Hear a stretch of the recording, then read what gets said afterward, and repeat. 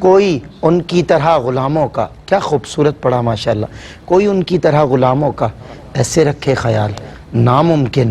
یہی نجات کا رستہ غم حبیب کو سینے میں پال رکھا ہے، یہی نجات کا رستہ نکال رکھا ہے، ہر آڑے وقت میں فرمائی دستگیری میری،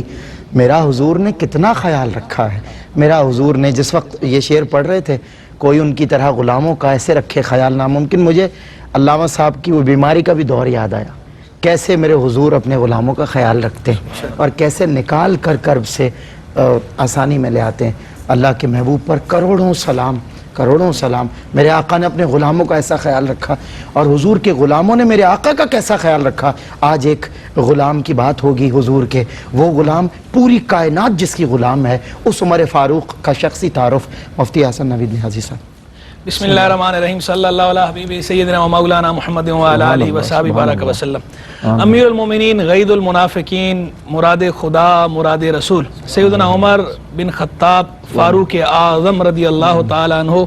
کے بارے میں آپ نے کہا کہ ان کا شخصی تعارف، تو ان کے شخصی تعارف کے لیے امام اہل سنت اعلیٰ حضرت امام احمد رضا خان رحمہ اللہ کے شعر پیش کرتا ہوں، شعر سنتے جائیں اور یہ دیکھیں ان کا تعارف بھی ہو رہا ہے، سلام بھی ہو رہا ہے اور ساتھ میں ان کا تعارف بھی ہو رہا ہے۔ کہتے ہیں وہ عمر جس کے عادہ پہ شیدا سکر، اس خدا دوست حضرت پہ لاکھوں سلام، ترجمان نبی ہم زبان نبی، جان شان عدالت پہ لاکھوں سلام، فارق حق و باطل امام الہدا، تیغ مسلول شدت پہ لاکھوں سلام۔ یہ ہے امیر المومنین کا اشعار میں سلام کے ساتھ پروٹوکول اور تعارف، خراج تحسین پیش کیا ہے، یہ ٹریبیوٹ پیش کیا ہے، یہ تعارف کرایا۔ اور میں جو ہے وہ سیدنا فاروق اعظم کے تعارف کی بات آئی تو دیکھیں سیدنا فاروق اعظم پہ بہت لکھا گیا، بہت لکھا گیا، عربی، فارسی، اردو، انگریزی، مختلف زبانوں میں بہت کچھ کتابیں لکھی گئیں۔ تو ایک بڑے مشہور ادیب گزرے ہیں علی الطنطاوی، انہوں نے کتاب لکھی اخبار عمر، ایک انہوں نے اس کے اندر جو شروع میں سکیچ کھینچا نا، کیا زبردست بات کی انہوں نے۔ وہ کہتے ہیں کہ ہم جب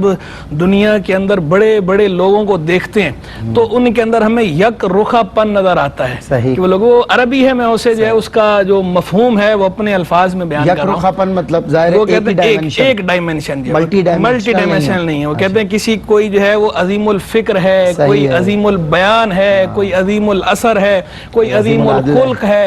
مختلف الگ الگ چیزیں ہیں۔ کہتے ہیں لیکن وجدت عمر قد جمع العظمت من اطرافها، کہتے ہیں میں نے عمر کو ایسا پایا کہ انہوں نے عظمت کو ہر طرف سے گھیر لیا، کہ ہمیں ہر چیز میں فکر کو دیکھیں، عدل کو دیکھیں، آثار کو دیکھیں، اخلاق کو دیکھیں، حکومت کو دیکھیں، انتظام کو دیکھیں، سیاست کو دیکھیں، جس زاویے سے دیکھیں، جس پہلو سے دیکھیں، عمر ہمیں صف اول کے اندر نظر آتے ہیں۔ وہ کہتے ہیں سچے کے لیے نرم اور جھوٹے کے لیے شداء علی الکفار رحماء بینہم کی سب سے اعلیٰ مثال۔ کیا بات۔ وہ کہتے ہیں کہ دیکھیں سیدنا فاروق اعظم، فقہا کو دیکھیں، علماء کو دیکھیں تو سیدنا فاروق اعظم آپ کو صف اول میں نظر آئیں گے۔ کہتے ہیں آپ بلغاء کو دیکھیں، فصحاء کو دیکھیں تو بھی سیدنا فاروق اعظم جو ہے وہ صف اول میں نظر آئیں گے۔ اگر آپ جو ہے سیاست دانوں کو دیکھیں تو ان کے اندر بھی سیدنا فاروق اعظم اصحاب بصیرت سیاست دانوں کی بات کر رہا ہوں، ان میں بھی صف اول کے اندر نظر آئیں گے۔ اگر آپ حکمرانوں کو دیکھیں، منتظمین کو دیکھیں، سیدنا فاروق اعظم جو ہے صف اول میں نظر آئیں گے۔ ویسے اصحاب بصیرت کی آپ کی رائے پر قرآن موافقت کرتا ہے، قرآن موافقت کرتا ہے۔ میں اس طرف آ رہا تھا ابھی، اس کو لنک اپ کرنے لگا تھا اس بات سے کہ یہ تو علی الطنطاوی کے ایک ادیب کے، مؤرخ کے، عالم کے خیالات ہیں۔ اب حضور جان عالم صلی اللہ علیہ وسلم جو سید الانبیاء ہیں، جو سید الرسل ہیں، ان کی بات بھی سن لیجئے، وہ کیا ارشاد فرماتے ہیں، لو کان بعدی نبی لکان عمر، اگر میرے بعد کوئی نبی ہوتا تو عمر ہوتا۔ میں کہتا ہوں سرکار کا یہ فرمان اگر اس پہ کوئی غور کرے تو اس کے اندر یہ اشارہ دیا جا رہا ہے کہ یعنی عمر کے اندر ایسی خصوصیات جمع ہو گئی ہیں جو خصوصیات کسی اور کے اندر جمع نہیں ہوئی، اور چونکہ نبوت کا دروازہ بند ہو گیا، حضور جان عالم علیہ السلام آخری نبی ہیں، اب کوئی اور نبی نہیں آ سکتا۔ اگر ہوتا تو حضور فرما رہے ہیں، یہ بات کوئی اور نہیں کہہ رہا، خود سرکار کہہ رہے ہیں اگر کوئی میرے بعد نبی ہوتا تو عمر ہوتا۔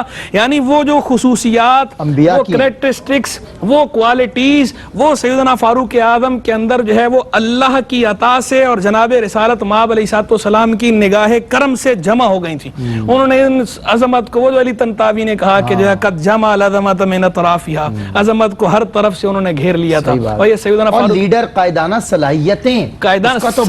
تقریباً 22.5 لاکھ مربع میل پہ جو ہے وہ آپ نے حکومت کی، اور حکومت بھی ایسے کی کہ اس کونے سے اس کونے تک جو ہے وہ ڈنکا بھی بجتا ہے، طوطی بھی بولتا ہے، نہ کوئی بغاوت ہو رہی ہے، نہ کوئی سرکشی ہو رہی ہے، نہ کوئی خلاف عدل بات ہو رہی ہے. اور جہاں ذرا سا پتہ چلتا ہے کہ تھوڑی سی بھی اونچ نیچ کا جہاں اشارہ ملتا ہے وہیں فوراً سٹرکٹ ایکشن کرتے ہیں، وہیں اس کا کلا کما کر دیتے ہیں، بے کنی کر دیتے ہیں. پورے کا پورا دور آپ کا دیکھیں، جتنا عرصہ گزارا ہے، سارا ٹینیور شروع سے لے کر آخر تک آپ کی گرفت مضبوط ترین رہی ہے. تاریخ عالم میں دوسری کوئی مثال آپ کسی ایسے قائد کی، کسی ایسے حکمران کی پیش نہیں کر سکتے کہ شروع دور سے لے کر آخری دور تک گرفت بالکل مضبوط رہی ہو، اور ساتھ ہی ساتھ عدل و انصاف سے کام لیا ہو، ظلم و جور سے کام نہ لیا ہو. ظلم سے، جور سے، زبردستی سے باتیں منوانا یہ تو بہت سے لوگوں نے کیا، کر سکتے ہیں، لیکن اپنے عدل سے،